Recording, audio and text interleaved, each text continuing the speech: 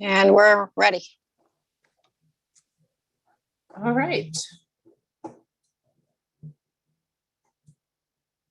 Welcome to the Monday, April 12th, 2021 meeting of the Dennis-Yarmouth Regional School Committee. Please join me in the Pledge of Allegiance.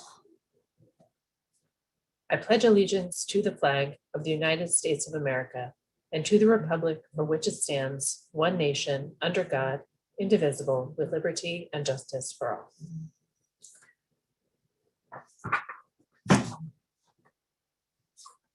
Thank you, everybody.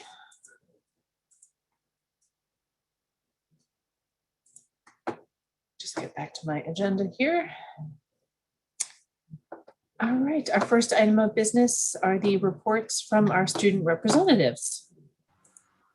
All right, so the Winter Percussion and Guard will be having their final performance for the community this Thursday. It will be in person and via Zoom, or not via Zoom, live streamed, and then recorded and shared via YouTube. This Thursday at 6:30 and 7:30, possibly another show at 8:30, but that's only if people are really filling in for the in-person performances.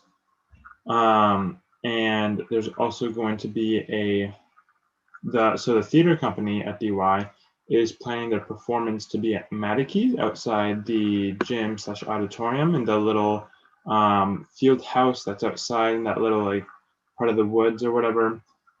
So it's a way to be socially distanced for community members to watch them have their play outside, which is even safer. So exciting for that. Their performance dates are going to be Friday, May 21st and Sunday, May 23rd. And Grace? All right. As many of you may know, the volleyball team is still undefeated. And I believe their first playoff game is Wednesday. We're all very excited. And every one of my classes, as a volleyball player, everybody's talking about it. Everybody's getting all hyped. We're super excited. And then, as I think everybody knows, spring break is next week. And we are also very excited about that. We talk about volleyball, then spring break. So everybody's looking forward to that. The teachers, I'm sure, are looking forward to it as well. But don't worry, they're still giving us plenty of work to keep us busy throughout the week. Great. Thank you both so much. Are there any reports from the liaisons to the boards of selectmen? Joe Glenn? Yes, so the town of Yarmouth Selectmen had extensive conversations about the DY budget, as it was in direct relevance to their warrant and ballot deadline that they had to send to print, or at least a ballot deadline. They had two important votes, one that failed on a 2-2 tie vote on placing $950,000 override on the ballot, and then the second was a 3-1 vote in favor to place $420,000 or so override on the ballot. But the conversation was all about making it work. It was the best way to go about it. Ed Centio and the selectmen discussed it at length. Several members referred to witnessing our last school committee meeting, and getting clarification from us on the ways to address it tonight, which I'm sure the superintendent will cover, and for the selectmen's meeting discussion that they're going to have tomorrow. So, and the superintendent will be presenting tomorrow also. So that's all I have. But it was even though there was a lot of discussion, it was all about making it work. So I'm sure there's several members on the meeting tonight. Thank you. Thank you. Any report from Dennis? All right. Joe Tierney, do you have a building committee report? I don't really have anything to report since we met last week. we're still in the process. I don't know if Carol has anything additional or new, but it's still in the process of getting everything ramped up. You know, we did have a kickoff meeting with Commodore, and I think I mentioned that. So again, we're almost ready to go. So it's exciting to see everything getting going. So that's it. I guess the only thing I would add is we hope to have some kind of a socially distanced groundbreaking, maybe the end of the month. We're still just getting underway to figure out what that is. So very exciting. All right. Joe Glenn, your hand is still up. Is that? That's just a quick question on the building committee through you to Joe. I don't expect we got any feedback on the bid protest, but I'm wondering if there's any more clarification on the conversation of the timeline. And is that any clearer than, you know, the 3 weeks roughly that you had mentioned before? No, I haven't gotten anything back on it. I know that we're still trying to gather information to get, they put in an information request. So we're still gathering information. A lot of it's been sent over to the lawyer and CTA. So we're still getting with that. So nothing's really changed on that side. Okay, thank you. Phil Morris, did you have something?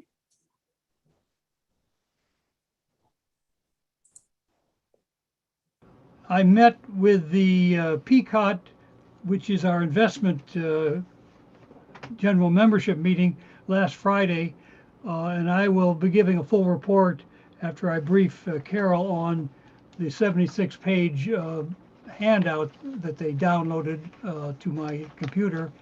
I'll have to probably buy a new printer. But the investments are going well, where the results are very favorable, and I'll give you a briefing in my role as treasurer, what the money that we invest, how it's doing, and we're not the only school district in this, but it's a very positive story. So I just want to let you know. Excellent. Thank you very much.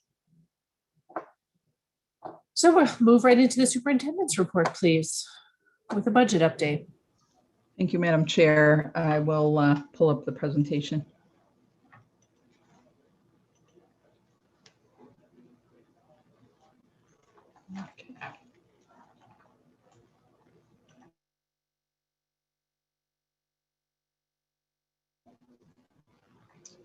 Okay.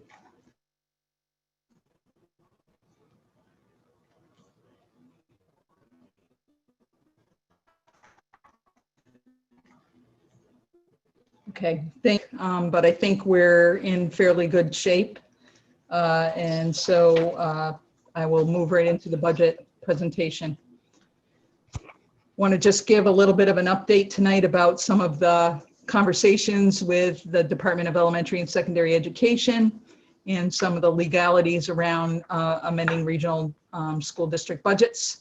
Give a little recap of previous actions, some changes to the budget recommendation, a recommendation on some capital requests that we had on the table, and ultimately, hopefully ending in a committee vote for a final budget. I was very fortunate to be able to have a conversation with Chris Lynch. It did take a few days. Chris has worked with us.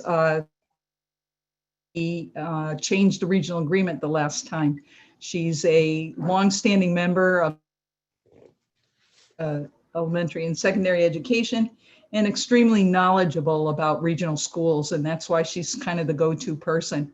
Unfortunately, Chris is semi-retired, so sometimes it's hard to reach her. I did speak with Bill Bell, who is in the finance department, and he right away said, oh, the person you really want is Chris. So he was able to get Chris for me, and we had some great conversations. She was able to explain everything to me, and I included in your packet a memo that I put together with some of the information about that Chris had shared. So a school committee can, with a 2/3 vote of its body, amend a previously approved budget. We've never seen that in the time that I've been here for 16 years. We don't usually increase our budget. But under these conditions that we had this year, where the debt was left out, is certainly something that can be done. Sometimes what I was hoping to do before was to try to change the budget prior to the town meeting so that it would be very clear and transparent what the reason for changing the budgets were, and that the voters automatically had a chance to weigh in on it. One of the things that Chris also said is that we could have amended the budget on the town meeting floor. For those of you who are town meeting goers, I think we probably all are. We know that if we've watched it over the years, not just our budget, but other things that other things that have been attempted to be amended on town meeting floor can often cause a great deal of confusion. And sometimes things fail simply because there's so much confusion. So I'm not sure that that is our go-to solution. Also, the school committee can amend after both town meetings are over. So let's say sometime next fall, we had a collapse of a septic system or something like that. And we really needed to get it fixed, but we really didn't have money in the budget to fix it. In our particular case, maybe we have some E&D that has been certified. And so what we could do is come to a school committee meeting, and by 2/3 vote of the body, you could amend your budget, because if we choose to spend more money than what's already in the budget, we are actually increasing the budget. Maybe we would say, oh, this is going to be $500,000, and we do have $500,000 in E&D, so it's not going to have an impact on the towns, but in effect, it increases your budget for that fiscal year. So within 7 days of your vote, we would have to notify the towns of what was happening in a formal way. And then the towns would have 45 days from the date of the school committee vote to meet and consider the amendment. Now, likely, they would mostly probably hold a town meeting if they plan to disapprove of it, because it costs money to have town meeting. Or if they felt very strongly that the voters needed a say. However, if the town meeting is not held, then the amendment is deemed approved after a 45-day period lapses. So those are sort of the conditions, the rules. They're in regulations, not so much in law. And I think there is significant understanding now in both towns about the reasons for doing an increased budget. And I'll go through tonight some of the other pieces that will help both the towns to understand that we are working toward trying to fund that that new debt service through E&D, so it won't have an impact to the town or the taxpayers for the upcoming year. You've seen this a million times. We're getting ready for our 2 town meetings, both on Saturdays, Dennis on May 8th, and the town meeting in Yarmouth on May 22nd. This is where we left off with your voted budget, a 3.37% increase, and the various assessments. This is the amount of revenue that we had applied to that very first budget, both in our tentative budget and in the final voted budget from March 8th. And here are some of the things that we have done since. And tonight was reduced by $419,056, and that is what resulted in our 2.72% budget increase. The reason that we had that amount of savings is there have been a number of retirements. As I've said before, our budget is just a moment in time. In 3 weeks' time, something different could be the case. Obviously, we have to get to a point where we vote a budget, and that's that. So we were able to take those decreases again to help the bottom line. In addition, for the new school project had not been added into the budget. as it should have been, and it was $747,548. If you look at the debt service minus the change in the operating budget, the actual increase of the budget is $328,492. The other thing that you'll see in tonight's budget is the increased use of E&D, the grand total being $992,548. It started with $125,000 in the original budget. I'm sorry, there should have been a comma there. $120,000 for in the new debt service. So the E&D $67,458. That gives us a total of $992,548 in debt service. I'm sorry, in E&D that we're putting against the budget. This chart shows what I was talking about on the previous slide. So the budget that I'll recommend to the committee tonight is $328,492 more than the budget that you previously voted. As I mentioned, this was achieved through the reductions taken in personnel due to retirements, and the increase in the budget is for the intermediate middle school debt.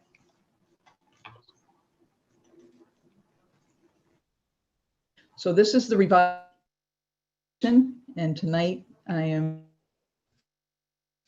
$67,251,942 with the assessments that you see on the screen.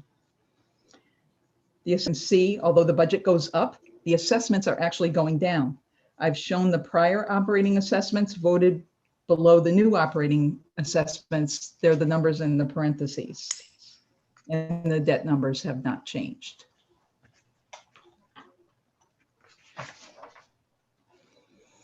This slide, sorry, the 419,000 in reductions, 120,000 increase in E&D to cover OPEB results shown on the screen. The grand total here of savings is $539,056 savings to the towns in terms of money. And here is where the revenue gets applied.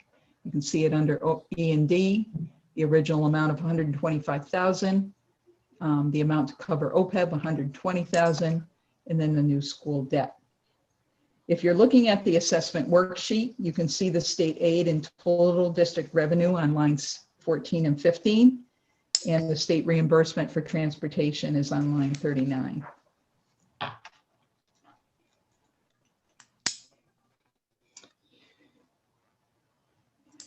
We were allowed to carry 5% in E&D in any given year.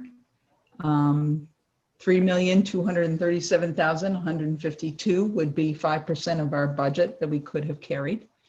We did not have that much in E&D. As you can see, the next line is the certified E&D. As I mentioned, there was 125,000, and these are little subtraction problems, bringing you down after you cover OPEB, after you cover the new school debt, with a remainder of $1,781,884 would be remaining in E&D as we move forward. This shows how the revised assessments compare to an assessment that would be 2.5% over the FY21. It does not include debt service. One of our goals was to try to mitigate the significant increase, especially for the town of Yarmouth, but for the taxpayers in both towns, especially during these difficult times. Even for Dennis, this helps because the money that we're using from E&D reduces what they have to raise and appropriate for our budget, and also for any capital projects that we might have asked for. These were the capital projects. Typically, we request some capital items that come from the two towns, which are outside the operating budget. Each town has a capital committee. They're funded based on the per pupil agreement in the regional agreement. After a review of our current FY21 budget, I believe that we could request a vote of the school committee to take these funds from various lines in the current school budget. It looks to be trending positively, and we appear that we will have at least this much left over. And we believe that this helps kind of in two ways. First, the towns and the taxpayers are helped because we would withdraw our request for the funds. So now, again, they're not raising and appropriating these funds. As we look ahead to our summer projects, the other reason for doing this is that we have an awful lot to do this summer. And if we could start these projects now, that would really help us quite a bit, get a head start on things. If the school committee chooses to take this action tonight, this is the amount of money that would not be requested from each town for our operating budget and debt service. The debt service is listed on screen also. This more than covers the increase in the Dennis operating assessment, and for Yarmouth, the savings covers a little over $100,000 to be used toward the operating assessment. Now, again, you did see the number is still significant for Yarmouth, but we're adding E&D to assist. We're taking our capital items off the table, so that is money that they don't have to raise. In total, the district is taking $1,278,025 off the original spending requests from the towns, and funding it ourselves with one-time revenues. We've talked many times over the years since I've worked in this position about not spending E&D on recurring costs. Part of the reason is it creates holes in your budget. And the next year, when you don't have those funds available, it makes it a much heavier lift. So we feel that the things that we are proposing will help the towns, will help the district, and will prevent us from having holes in our budget in the future. And just as a reminder, in addition to adding the E&D to the budget, we are reducing the budget again, $419,056 without any impact to the educational programs. So this is just sort of a summary. The actual budget increase is $328,498. The district is using the $992,548 in E&D to fund the items that you see there on the screen. The assessments for both towns will increase. And although we need a separate vote, and I'm not prepared for it tonight, I'll explain that in a minute. We would spend $530,477 from the current budget on capital to pay for the capital items that are being requested. Carol, one clarification. You just said, I think you just said increase, but you mean decrease, right? Assessments for both towns. Yes, decrease. Did I say increase? Maybe I heard wrong. I just want to make sure. Okay, all right. No, they both decreased. The reason that I'm not prepared to give you a list tonight, what I would have to do, we voted budget transfers between lines before. So I would have to give you an entire list of line items that I think will have a little bit of money left in them and ask you to transfer it to, to facilities or whatever, so that we could get this money from the current year's budget. So there's no real impact on the current budget. It doesn't increase the budget like before when I was talking about if you had some things to do. It uses just the money that's already been approved in the current budget. So at that point, I didn't know if you wanted me to stop for questions and such, and then I'll give you the final recommendation whenever you're ready. So It looks like we have some questions, so we can. I'll stop sharing the screen for a few minutes. Okay. Unless someone needs me to go back. Please.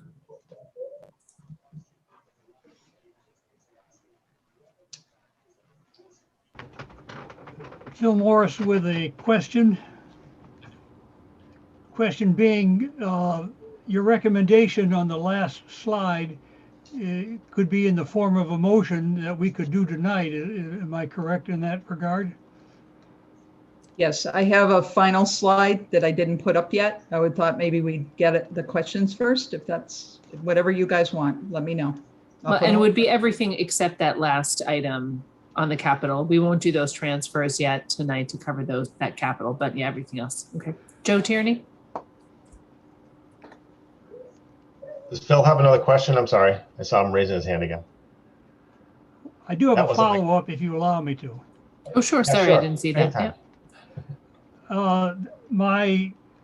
My recommendation that I would prefer is to move these things as early as possible so we don't have changes on the town meeting floor or afterwards that will increase the public perception of how well we're minding the store.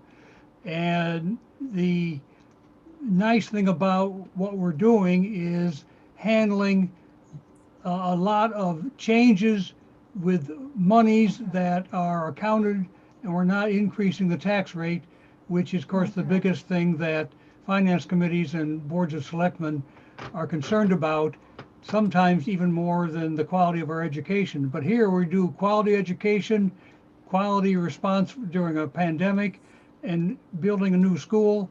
I think it's a package that is really impressive, and I'd like to go for a passage of this as early as possible. Thank you. Thanks, Phil. Joe? Thanks, Jenny. I want to just make sure we're clear on the E&D. All of that is going to be non-recurring costs, so we won't have any of these costs per se next year. We will, the debt service won't get paid by, out of E&D next year, and hopefully the capital costs. I just want to make sure we're not, like you said, digging ourselves a hole. Yeah. That's all. Yeah, one of the things that, we had talked a lot about, let's just say, Ken had originally put 125,000 of E&D toward the budget.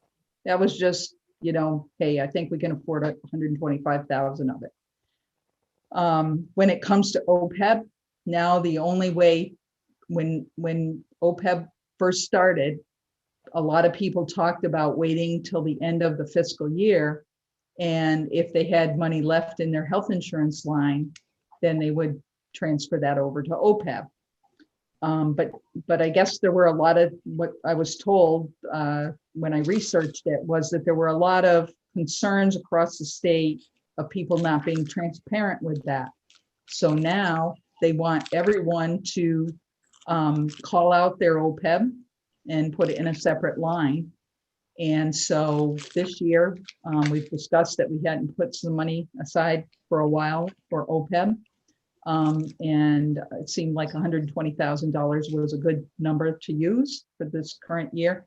But we can't wait till the end of, like, for example, if we had money left over in our health insurance line for our FY21 budget, because we didn't have a separate line listed in our budget that says OPEB, we really couldn't just say, oh, look, we've got $200 left. Why don't we put that $200,000 left? Why don't we put it in OPEB? So we're trying to make sure. We had talked with our auditor on that. And he said, he wants us to obviously to do everything the right way. And we want to make sure that we do. So, the interest, Joe, we're going to have interest probably for the next 25, 30 years on the new school project. But it is a responsibility of the towns, not of the district, to raise the E&D every year to try to pay for that. But in this current year, who knew we were going to have a pandemic when this first came to be? So it feels like, given the amount that we have in E&D, it feels like the right thing to do for the taxpayers in the two towns to keep their tax rates as low as possible during the difficult times. And I don't think we're putting the district at risk at all. Thank you. Just another question. I think the town of Yarmouth said that they would put $420,000 as an override. So, I mean, if that passes through, that will increase the taxes in Yarmouth. So I mean, I'm all for it. I think this is a great plan. Again, I just want to make sure everybody's clear and the public's clear that, there will be an override on the ballot of $420,000 for the school. So just so everybody knows that. Joe Glenn? Yeah, thank you so much, Carol. I think this is a very workable thing for everybody, for all the stakeholders. I think that Phil is correct that we should pass whatever we can as soon as possible, so it makes it clear. And as Joe just said, that everybody knows and it's very transparent what's going on. I think that the numbers, there's a lot of coincidental numbers, but they work out good. It's our E&D number that we're putting towards this budget is almost equal to the town of Yarmouth excess over 2.5 assessment. And the 120,000 that we were originally going to have in E&D, we're putting in OPEB, and it just kind of all matched up. And I think everybody understands that it's a good that we understand the conditions that we're all under. I think we're all moving forward, and I think the town's, the town will still have a chance in Yarmouth to vote yes or no on the override, so they'll still have that leverage. But the difference being, which might be a good thing, is that vote is coming before town meeting, so we can work it all out. But thank you, Carol. I think you did a great job. I agree with Phil Morris that we should vote on something tonight so that everybody's clear. And Yarmouth's having their selectmen's meeting, and Carol will be presenting to them tomorrow, so it'll be clear to everybody. But thanks again. Thanks, Joe. Any other committee members with questions for Carol? I do see that in the attendee list, there are some folks from the two towns. I will open it up briefly for some questions. If anyone has a question for Carol based on that presentation, from the attendees, if you are on the Dennis-Yarmouth select boards or finance committees or administrators, if you want to use the raise hand function, let me know and I will unmute you so that you can ask Carol your question. Give everybody a minute.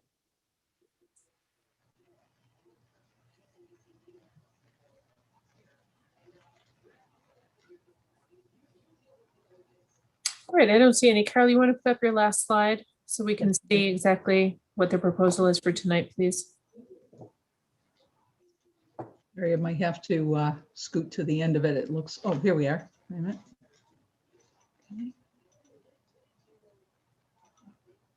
Okay, there's a lot of verbiage there, but the bottom line is that I wanted to make it clear where the revenue was coming from and so on.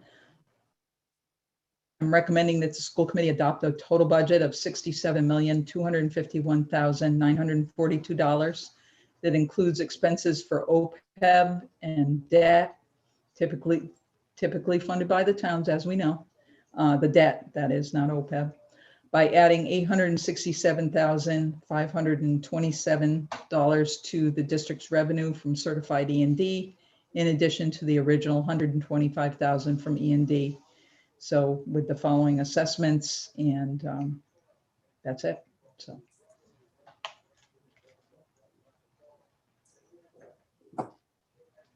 Phil Morris here. I would move the superintendent's recommendation. In the wording of this motion, do you need me to repeat all of the words, the numbers, or just is it sufficient to say I move the superintendent's recommendation? I think we should read the numbers for the total budget, the operating assessments, the debt service and totals. Okay, I will do so. I I move the school committee adopt a total budget of $67,251,942. That includes expenses for OPEB and Oh, debt. Phil, I don't think you need to read that top part, just the numbers in the chart at the bottom. Okay.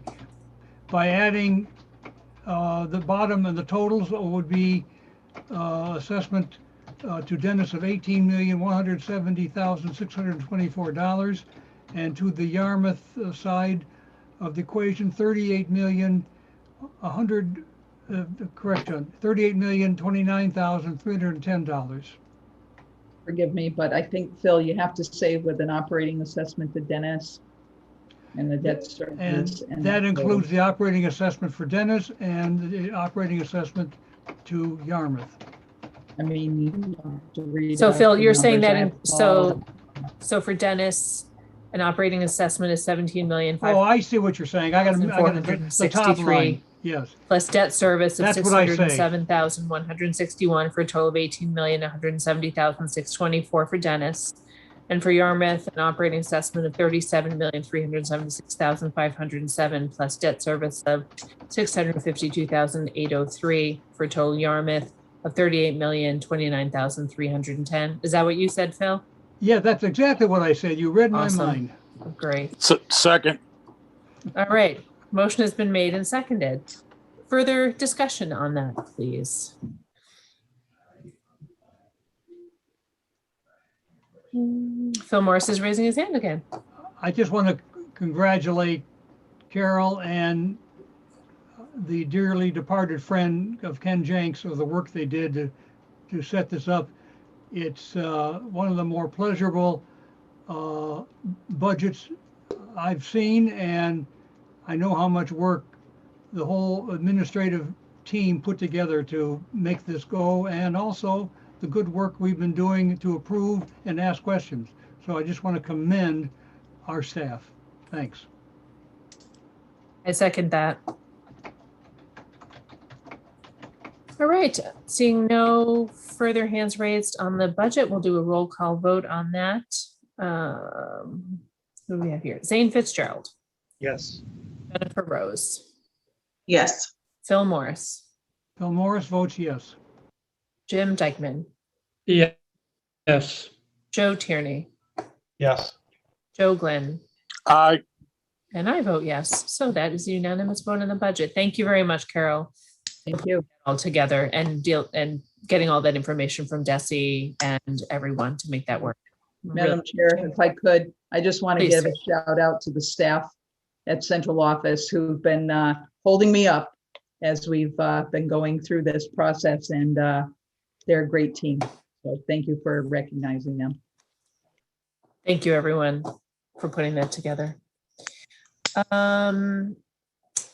That is all for reports. So school committee business is the consent agenda, which has a lovely donation of Webster International Atlases for all of the fifth graders at the Wixon School from the Harwich Dennis Rotary Club. I love that. And anything else on the consent agenda? Nope, just that donation tonight. Anyone move the consent agenda? Move the consent agenda. I'll second. Moved and seconded. All in favor? Aye. Aye. Aye, thank you. Calendars are enclosed. Next week is school vacation. Lovely. Bills and requisitions. We're going to have a public comment period for the next 15 minutes. If anyone would like to address the committee, please use the raise hand function and I will recognize you. Please state your name before you speak. You'll have 3 minutes to speak. This is your opportunity to address items on the agenda or within the purview of the school committee. This is not a question and answer session. If you do have questions, we will try to direct you to the right person to get those answered. Some quick questions we may be able to handle right away. So let me see who has their hand raised. Vita Morris, please. Yes, it's Vita Morris. Apparently it's breaking news today. I think that the legislature voted a substantial amount of money to go to the school districts, including Chapter 70 and this new program that you have adopted, plus some unrestricted funds. And so as long as the budget were to be lowered, let's say, by using some of these funds, it's okay to do that, as long as we're not increasing it. Is that correct? I mean, there are millions of dollars going to each district. I mean, the ones that were listed in the newspaper are those that belong in Miss Moran's district. I don't know what, what the one for, what's his name here where we are is. Yeah, I'd like, yeah. I think Carol can answer that. I'm going to say I'll believe it when I see it, because I don't know if I used this slide tonight, but the last time we were together, I used a slide that showed that we were in total getting a little over $26,000 after all the ins and outs of the revenue and the deductions that are made directly at the state level. We were promised some money, and I know that through the Student Opportunity Act, I gave a significant presentation not too long ago to this committee. And I'm sadly disappointed that I believe that that money has been included or put into Chapter 70. And if that is the case, and there's not any more than what we just saw, or perhaps, when we see the number, we'll be surprised, but we were expecting 325,000, if you will recall, and 26,000 was a far cry from that. So before we spend something we don't have, I'll be happy to hear more about that. And if it is significant, I'm sure this committee will consider all the various things that they would like to do with it. But to be perfectly honest with you, I'm a little bit unsure that that's really going to happen in any kind of significant way for DY. Well, I think that provided the reporter was correct, he indicated that that program that I keep forgetting its name, but that has a separate line on it for it. In other words, separate from Chapter 70. Plus, there apparently are some unrestricted funds, and they're talking about millions of dollars. That they mentioned the actual amounts for Bourne, Sandwich, Falmouth, and Plymouth. Because those are the ones covered in Miss Moran's district. So I wasn't able to, didn't have enough time to try and see if we can find the ones for the district where Yarmouth and Dennis fall. The other thing is this unconscionable reimbursement rate for transportation. Can we get some Tim Whalen and Kip Diggs to start looking into some of this on our behalf, because this is outrageous. I mean, everybody was promised when they were regionalizing that the reimbursement would be at 100%, if I remember correctly, right? And we're now getting what, about 25% or something this year? It's outrageous, because I mean the total amount is 4 million something, and the reimbursement is only $1 million something, and Yarmouth has to pick up $2 million of that. That's the way it was in the budget anyway, and I assume, I mean, I believe we got some extra money for transportation in the revenue from for this year. In other words, based on last year's reimbursement. So I assume that it's possible that we will, they will adjust that also. Let's hope so anyway. And I think it might be a good idea. I mean, Mr. Diggs called in to the Selectmen's meeting, and I don't know whether he called in the school committee meeting, introducing himself and saying he would be very happy to help in any way that he can. So I think we Ms. should. Morris, that's your 3 minutes, if you don't mind, please. Right. I hope that you will, look into trying to get their help on something like this. Thank you. Would anyone else like to address the committee?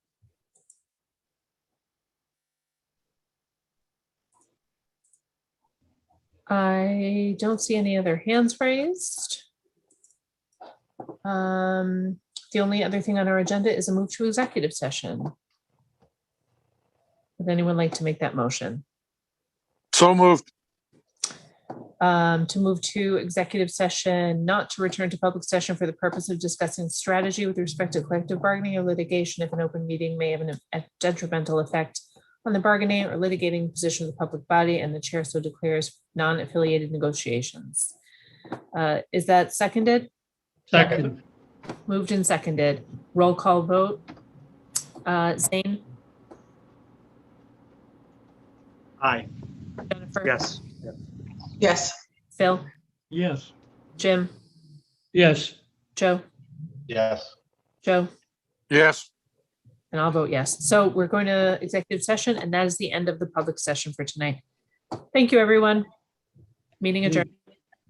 Thank you. Thank you.